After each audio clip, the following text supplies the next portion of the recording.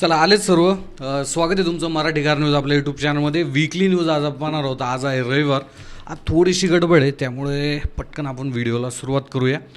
तर पहिली न्यूज आहे टोयोटा इबेल्ला ही जी इलेक्ट्रिक गाडी आहे ती भारतीय मार्केटमध्ये लॉन्च करण्यात आलेली आहे. 61 किलोवॅट आवरचं बॅटरी पॅक आहे, सोबतच 49 किलोवॅट आवरचं सुद्धा बॅटरी पॅक आहे. 2-3 बॅटरी पॅक आहे, E1 E2. E1मध्ये जर पाहिलं तर 49 किलोवॅट आवरचा बॅटरी पॅक भेटणार आहे. E2 आणि E3मध्ये 61 किलोवॅट आवरचा बॅटरी पॅक आहे आणि जवळपास 543 किलोमीटरची जी रेंज आहे ती या गाडीसोबत ऑफर करण्यात आली आहे. बेसिकली ही टोयोटाची जी इबेल्ला आहे ना, ती मारुती सुझुकीची ई-विटारा आहे त्या गाडीवरती जे आहे ते बेस असणार आहे. तुम्हाला माहिती असेल त्यांचं टायअप आहे इंटरनॅशनल मार्केटमध्ये, म्हणजे त्यांचं ओव्हरऑल एक पार्टनरशिप आहे. त्याच्यामुळे ते एकमेकांसोबत गाड्या शेअर करतात. त्यामुळे तुम्ही टोयोटाच्या शोरूममध्ये गेले तर तिथे तुम्ही पाहू शकता बलेनो ग्लांजा नावाने विकली जाते, जी फ्रॉन्क्स आहे ती टायझर या नावाने विकली जाते, आर्टिगा रोमिओन असं जे आहे ते त्यांचं पार्टनरशिप जे आहे ते चालते. भरपूर दिवसापासून इबेल्लाचं लॉन्च रखडलेलं होतं. फायनली ही गाडी लॉन्च झालेली आहे. सो टोयोटाच्या शोरूममध्ये जाऊन त्याच्या बाबतीत तुम्ही डिटेलमध्ये माहिती जी आहे ती घेऊ शकता. दुसरी न्यूज आहे टाटा टियागो लॉन्च करण्यात आलेली आहे. पेट्रोल, त्यानंतर CNG आणि त्यानंतर इलेक्ट्रिकमध्ये. आता सोशल मीडियावरती तुम्ही भरपूर वेळा पाहिलं असेल 5,79,000, कोण म्हणते 5,69,000. तर हे पहा, तिथे जे मॉडेल दाखवण्यात आलेले होते तर ते टॉप मॉडेल होते आणि जी प्राइजिंग रिव्हील करण्यात आलेली होती जे ते सांगत होते ते बेस मॉडेलची किंमत होती. त्यामुळे बेस मॉडेलमध्ये तसे पण जास्त काही फीचर नसतात. बट ठीक आहे, आपण त्याच्या बाबतीत एक शॉर्ट व्हिडिओ देखील बनवलेला होता. त्याच्या बाबतीत तुम्ही देखील खूप चांगल्या पद्धतीनं रिस्पॉन्स दिला. तर ह्या गाडीचं जे पेट्रोल व्हेरियंट आहे 4,69,000 अशा बेस मॉडेलपासून जे आहे ते सुरुवात झालेली आहे. CNG मॉडेलची किंमत जी आहे ते सुरुवातीची बेस मॉडेलची 5,79,000 आहे आणि स्क्रीनवरती तुम्ही एक्झॅक्ट प्राइसिंग पाहू शकता टाटा टियागोची CNG आणि पेट्रोल व्हेरियंटमध्ये. सोबतच ही गाडी इलेक्ट्रिक व्हेरियंटमध्ये सुद्धा लॉन्च करण्यात आलेली आहे. 6,99,000पासून 9,99,000पर्यंत या गाडीची एक शोरूम प्राईज आहे आणि प्राईस कमी झालेली आहे बरं का आधीच्या मॉडेलपेक्षा. माझ्यामध्ये टाटाने खूप चांगल्या पद्धतीनं एंट्री लेवलमध्ये जर पाहिलं तर या गाडीला प्लेस केलेलं आहे आणि जिथे बाकीच्या कंपन्यांना चांगला वाव होता. बेसिकली मारुतीला खूप चांगल्या पद्धतीने EV जे आहे ते विकता आल्या असत्या, बट तिथे कुठेतरी ते मागे पडलेले आहेत. बट टाटाने खूप चांगल्या पद्धतीनं तिथे ज्यांचं 10 लाखाच्या आसपास बजेट आहे ना त्यांच्यासाठी ह्या गाड्या ज्या आहेत ते उपलब्ध करून दिलेल्या आहेत. EVमध्ये जर पाहिलं 19 किलोवॅट आवरचा बॅटरी पॅक आहे आणि 24 किलोवॅट आवरचा बॅटरी पॅक जो होता असतं. बाकी फुल डिटेल व्हिडिओ या दोन्ही गाड्यांचा आपल्या यूट्यूब चॅनलवरती आहे. डिस्क्रिप्शनमध्ये वाटलं तर मी लिंक जे आहे ते सोडून देईल. त्यानंतर MG मॅजेस्टर भारतीय मार्केटमध्ये लॉन्च करण्यात आलेली आहे. भरपूर दिवसांपासून या गाडीचं आपण वाट पाहत होतो. मी रिव्ह्यू देखील केलेला होता. 4x2 जे व्हेरियंट आहे ते 40,99,000 माझ्या मते एक चांगल्या प्राइजिंगमध्ये ही गाडी लॉन्च करण्यात आलेली बरं का. आणि 4x4 जे व्हेरियंट आहे ते जवळपास 44,99,000 अशा एक शोरूम प्राईजमध्ये जर पाहिलं तर लॉन्च करण्यात आलेलं आहे. 4x2 आणि 4x4 याच्यामध्ये जर पाहिलं जवळपास 4 लाख रुपयाचा फरक आहे, जो की माझ्या मते तुमची जर नीड असेल तर तुम्ही 4x4कडे जाऊ शकता. 4x2 सुद्धा घेऊ शकता. एकदा MGच्या शोरूमला व्हिजिट करा, फीचर्स वगैरे पहा. माझ्या मते इंजिन थोडंसं अंडर पॉवर वाटतं मला या गाडीचं. तुम्ही टेस्ट राईड घेतल्यानंतर तिथे डिटेल पाहू शकता किंवा मी रिव्ह्यू देखील केलेला आहे तिथे तुम्ही पाहू शकता. टेस्ला मॉडेल वायचं एक जे लोअर व्हेरियंट आहे प्रीमियम रिअर व्हील ड्राईव्ह हे भारतीय मार्केटमध्ये लॉन्च करण्यात आलं. जवळपास 11 लाख रुपये स्वस्त आहे. 50,79,000 अशी एक शोरूम प्राईस जर पाहिली तर या गाडीची जी आहे ते ठेवण्यात आलेली आहे. आणि सोबतच तुम्ही ऑल व्हील ड्राईव्हसुद्धा घेऊ शकता. त्याची किंमत जी आहे ते जास्त असणार आहे. 500 किलोमीटरची रेंज या गाडीमध्ये असणार आहे. बट एक गोष्ट आहे की जे टॉप मॉडेल आहे ते 6 सीटरच्या कॉन्फिगरेशनसोबत तुम्हाला मिळतं. बट इथे जर पाहिलं तर हे 5 सीटरमध्ये तुम्हाला मिळणार आहे. बाकी काय टेस्लाला तसं पण लोक काय जास्त रिस्पॉन्स देत नाही. गाड्या ज्या त्या महाग आहे. Let's see. फेरारीने त्यांची पहिली इलेक्ट्रिक जी गाडी आहे ती रिव्हील केलेली आहे आणि त्यांच्यासोबत थोडंसं गोष्टी विचित्र देखील घडल्या, कारण की त्यांचे मार्केट शेअरसुद्धा पडले.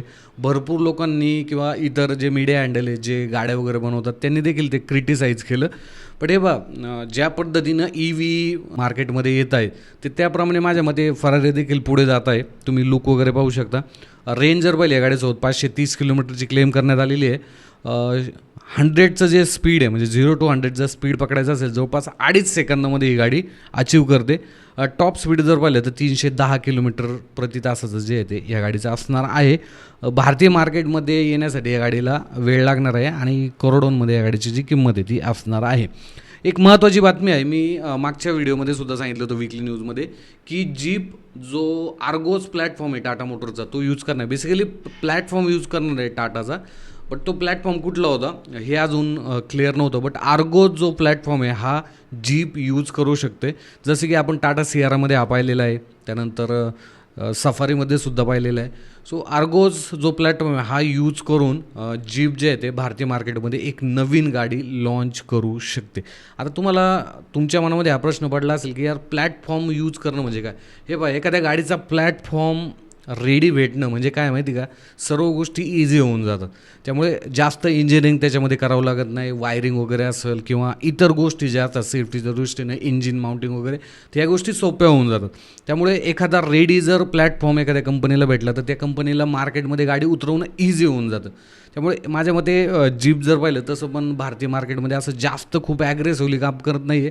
लेट सी त्यांच्या ह्या जर गाड्या मार्केटमध्ये आल्या तर माझ्या मते अजून चांगल्या पद्धतीनं जे आहे ते चांगल्या पद्धतीनं मार्केटमध्ये जे आहे ते काम करतील. मुस्तफिजशी तुम्हाला माहिती असेल आपल्या भारतीय मार्केटमध्ये सुद्धा ते काम करत होते, बट आता सध्या ते गाड्या विकत नाही.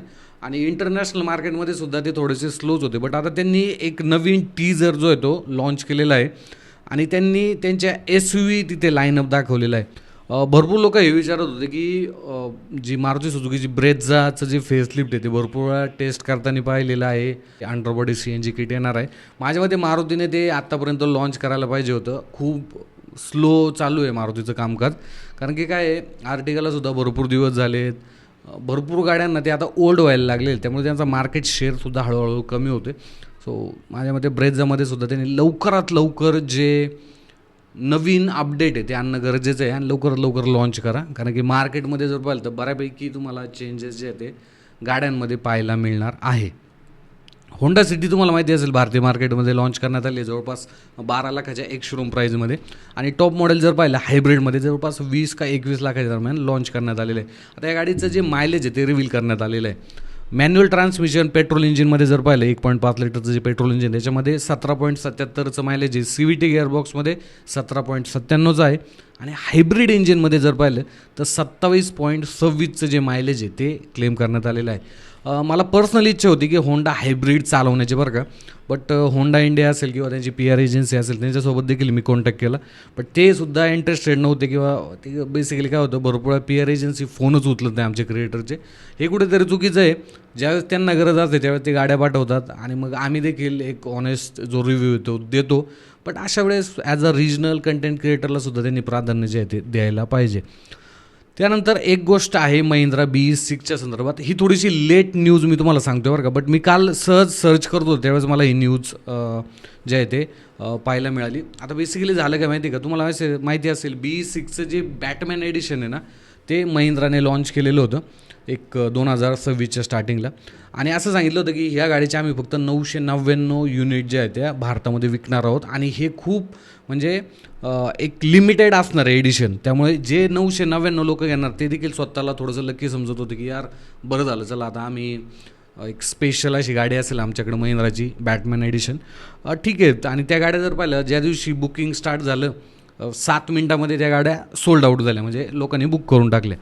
त्यानंतर महिंद्राने परत सांगितलं की आम्ही जे बॅटमॅन एडिशन आहे ते परत आणतो आहे आणि परत लॉन्च करतो आहे, भरपूर कस्टमरची मागणी आहे. बट याच्यामध्ये झालं असं की जे आधी ज्यांनी गाड्या घेतलेल्या आहेत ना तर त्यांनी कुठेतरी आवाज उठवायला चालू केले की मग तुम्ही जर तुम्हाला अजूनच गाड्या लॉन्च करायच्या होत्या तर मग आम्हाला स्पेशल एडिशन आहे 999 गाड्या येणार आहे, मग हे कशाला सांगितलं. आणि याच्यावरती भरपूर अशी कॉन्ट्रोवर्सी झाल्यानंतर महिंद्राने असं सांगितलं की जे जुने ग्राहक आहेत ज्यांना प्रॉब्लेम आहे तर ते त्यांच्या गाड्या आम्हाला देऊ शकतात, आम्ही पूर्णपणे त्यांना रिफंड पैसे देऊन टाकू आणि त्याच्यासाठी तुम्हाला डीलरशिपमध्ये जे आहे ते कॉन्टॅक्ट करायचं आहे. सो अशी ही न्यूज आलेली होती. बेसिकली हा जो किस्सा हा मार्चमध्ये झालेला होता आणि त्यानंतर 1 महिन्याची जी मुदत आहे मार्च आणि एप्रिलमध्ये जे आहे ते ओनरला देण्यात आलेली होती. सो तुमच्यापैकी कोणी ही गाडी घेतली असेल आणि रिटर्न केली असेल तर मला कमेंटमध्ये सांगा. फ्यूलच्या प्राईस दिवसेंदिवस वाढत आहे आणि अगेन मुंबईमध्ये सुद्धा CNGचे जे प्राईज आहेत त्या 2 रुपयाने वाढलेले आहे, जवळपास 86 रुपये किलो CNG झालेला आहे. पेट्रोल डिझेलच्या प्राईस तर माझ्या मते आत्तापर्यंत 3 ते 4 वेळा वाढलेले आहेत.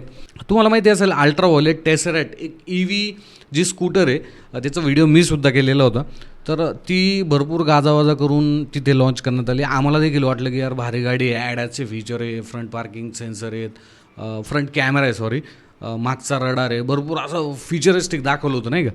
बट त्यानंतर त्या गाडीचं जे लॉन्च आहे ते 2026मध्ये होणार होतं. कंपनीने बुकिंग देखील घेतल्या, माझ्या मित्रमंडळींनी त्या गाड्या बुक केलेल्या आहेत आणि ते मला विचारतात आता की यार काय झालं, गाडीचं काय झालं. कंपनीने स्टेटमेंट दिलेलं आहे की आता ही गाडी 2027च्या फर्स्ट क्वार्टरमध्ये लॉन्च होईल, म्हणजे एक साधारणतः जानेवारी ते 2027च्या दरम्यान. सो असा काही विषय आहे, त्यामुळे थोडंसं वाट पाहावी जे तुम्हाला लागणार आहे. Hero Super Splendor X tech 2.0 launch करण्यात आलेली आहे. थोडेसे चेंजेस आहेत बरं का या गाडीमध्ये. थोडंसं जे हॅझर्डियस लाईट आहे त्याचं बटन जे आहे ते देण्यात आलेलं आहे. 86,500 अशी एक शोरूमची प्राईज आहे ठेवण्यात आलेली. 125 सीसीचं इंजिन आहे आणि मायलेज जर पाहिलं तर 72 किलोमीटरचं जे मायलेज आहे इथे क्लेम करण्यात आलेलं आहे. ट्रॅमची 400 रेंजच्या ज्या प्राइसिंग आहेत त्या वाढवण्यात आलेल्या आहेत. त्यामुळे तुम्ही जवळपास 4,000 रुपयांनी ह्या ज्या प्राइसिंग आहेत त्या वाढवण्यात आलेल्या आहेत. त्यामुळे तुम्हाला जर ट्रॅमची गाडी घ्यायची असेल तर तुम्हाला थोडीशी जास्त जी किंमत आहे ही द्यावी लागणार आहे. बाकी तर काय एवढ्या न्यूज होत्या ज्या की मी तुम्हाला सांगितलेल्या आहेत. अजून जर तुम्हाला काही न्यूज माहिती असतील तर मला तुम्ही कमेंटमध्ये विचारू शकता किंवा तिथे सांगू शकता, सो जेणेकरून पुढच्या न्यूजमध्ये खूप महत्त्वाची न्यूज असेल किंवा इंस्टाग्राम रीलच्या माध्यमातून देखील मी तुम्हाला जी अपडेट आहे ती देईल. बाकी ह्या व्हिडिओमध्ये एवढंच. भेटूया पुढच्या असंच एका नवीन व्हिडिओमध्ये. धन्यवाद.